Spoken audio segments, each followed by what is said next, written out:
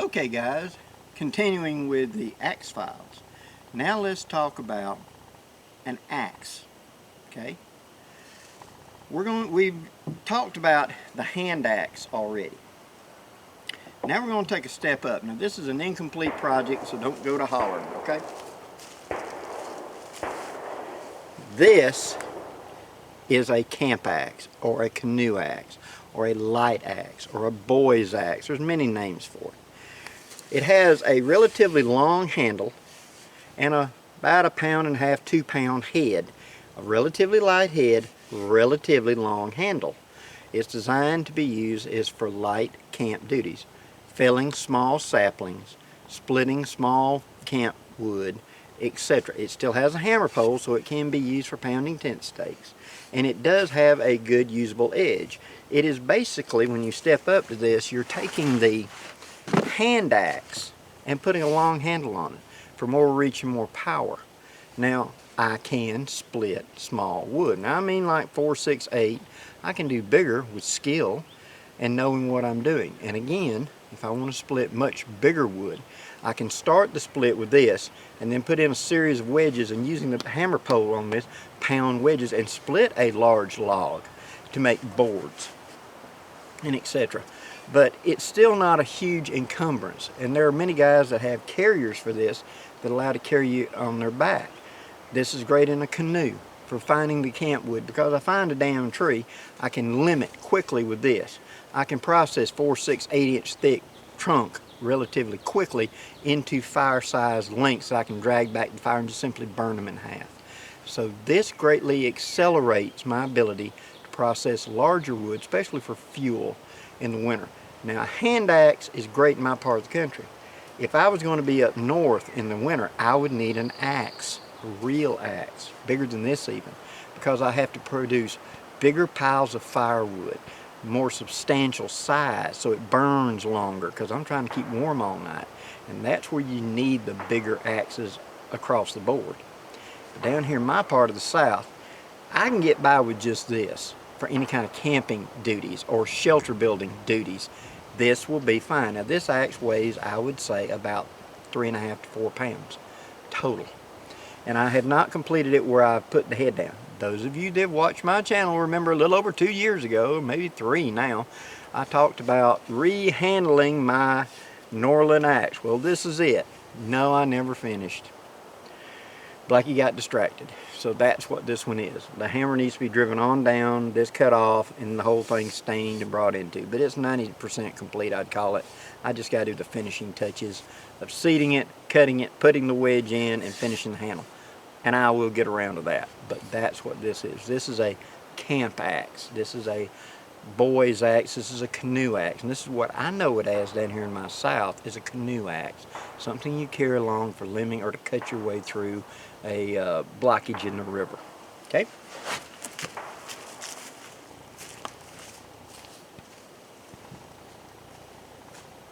Now, let's step up to a full-size axe.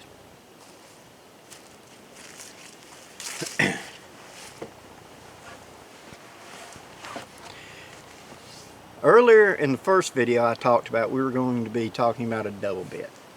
And this is a double bit axe. Nesmunk liked a double bit axe. And it was because you've got 2 edges. I do not have a hammer pole, so I can't pound tent stakes for things effectively, and I don't want to, because I wouldn't want to use the side of it. I can batter this eye out of round, and I don't want that. It's an oval, you see, for the eye. Now what this is an axe that has a grubbing edge and a sharp edge. This is for somebody doing timber work, is what it was developed for, so I could cut tree roots with this end, and I could actually fell the tree with this end. It gave you 2 axes in one, because those are 2 different jobs. If I sharpen an axe to a really good edge and I go to chopping in dirt, I'm pounding it into sandpaper. I'm going to destroy that edge or dull it very, very quickly. So I don't want to do that. On the other hand, if I take a dull edge and I'm trying to chop the tree down with it, it's not producing good chips, it's not biting deep, and I'm back to caveman just beating my way through it with a rock. In my long years, I have seen people try to chop down a tree that was that big around and take 20 minutes. And they're doing more with blunt impact than they are with cutting ability, because their axe was that dull. They just thought it worked by sheer magic. Well, it was sharp when I got it from the store. No. But that's another topic completely. But where the double bit came into service is in logging industry. And those were the guys that were coming back in and cleaning up. They're the ones that are cutting out the stumps and etc. and getting the limbs and stuff like that for firewood and etc. The 2-bit axe really shined. And in our modern times, the 2-bit, it can be a really good camp axe to carry, or you carry it by some other method, a canoe, a truck, a four-wheeler, or whatever, where I'm going to camp and I'm going to need to cut big wood. That's what this is. Now the length of this greatly increases my reach. It also greatly increases my power, because the length of the axe greatly extending the arc, and my acceleration in that last pull back to me as the axe is about to impact slices and dices back into it, puts a whole lot of stroke to it and allows me to hit. When you've got an axe properly sharpened up and you do a proper swing and you hit most of the softwoods, a hunk of wood about the size of a paperback book should come out every time you hit. When you do that, it don't take long to go through a tree. But the axe got to be sharp, you got to have good technique. That's something else to talk about. But the double bit as a camp axe can be a really good axe, because one edge is kept really sharp. One edge is kept a little more blunt. Now the blunt edge does better as a splitting axe than the sharp edge does. The sharp edge is better for cutting the limbs off clean and for felling the tree. But once I've got a hunk of firewood up on the stump to split, I use my grubbing edge. And I've marked these in a way that I can tell them at a glance which edge is which.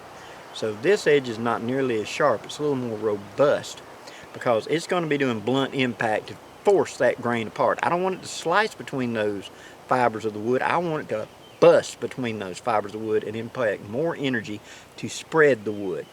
Now you take that idea and you greatly thicken up the edge and greatly thicken up the axe, and you have a splitting maul or a splitting axe.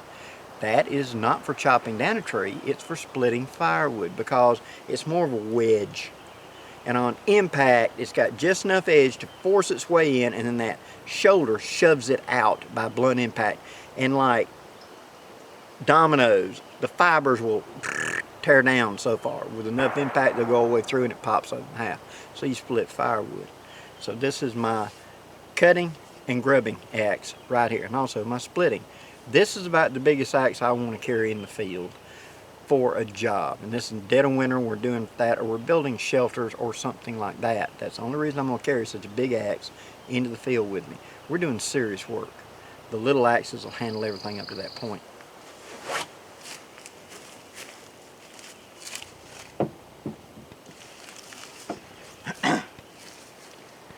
Okay, now we come to the big boy. And this isn't a standard production, this is mine. Now what this is a 5-pound head Grantsford Brooks fireman's axe is what it's called, that I have put a new handle on, a short handle. Great big thick head.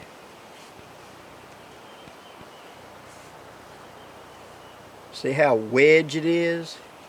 This is a splitter. This is a buster. It'll hold a fine edge. And what's its job? Very short handle though. Take a look at that. That's it. Palm of the hand to my armpit. That's it. This is a very, very dangerous axe. And I don't let anybody play with this. What is this for? Limbing in close. And what I mean limbing in close. In the past I've done a lot of canoeing. Excuse me. And I've been going down rivers, and you've come around the corner and you're in a steep bank, and there's a tree right in the middle of the river. The only way you get is go through the tree.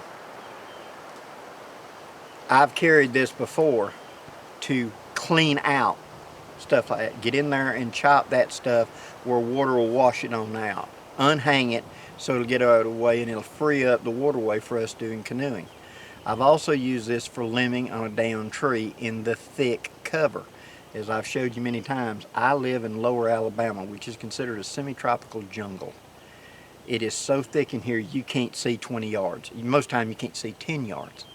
So when you drop a tree in here, it's an event. It wah, and everything's bent that way. Most of it is under pressure. So you walk up on this side right here and you cut the limbs on this side. You never cut on the same side that you're on, because this axe is so short and perfect in that kind of tight conditions to get a full power swing. But if you miss, if it glances, this head is so heavy, the handle is so short, you're not going to check it. And it's going to hit you in the legs. This is a very dangerous axe. This is a specialty tool. Now, a full-size axe handle, like on my double bit, would allow this to hit the ground rather than hitting me. But I wanted a specialty axe because I've done a lot of that limbing in tight areas before, and a big axe is just cumbersome in there. You're constantly having to try to get stuff out from over your head so you can get a full swing. Otherwise, you're hanging everything. You spend 10 minutes cleaning out to take a 5 minutes worth of swinging. So this, in the tight, I can go in there with it like this. I can get me a clear spot and I can come down and do some work. But this is someone that's got a lot of experience's axe. And that's the next thing we need to talk about. Axes reflect the job they're being asked to do. They also should reflect your skill level. I would never hand this axe to somebody who's brand new on the job. Way too dangerous for this. You need to admit to yourself what your skill level is. If I don't know nothing, say I don't know nothing, and take it in baby steps and learn. Because an axe can take a foot off. It can permanently ruin a foot. It can shatter a shin bone. It can leave you with a permanent disfigurement because you missed. And you're doing everything right, and it just glanced. Because by nature, that head is a wedge. And if it comes down and hits, it does that right back into you. That's why we limb on the far side of the tree, never on our side. Okay? But that's going to be coming up in the series on axe safety, and that'll be following this series. Till next time, I'm Blackie. Stay tuned for the next episode. Safe journeys, guys.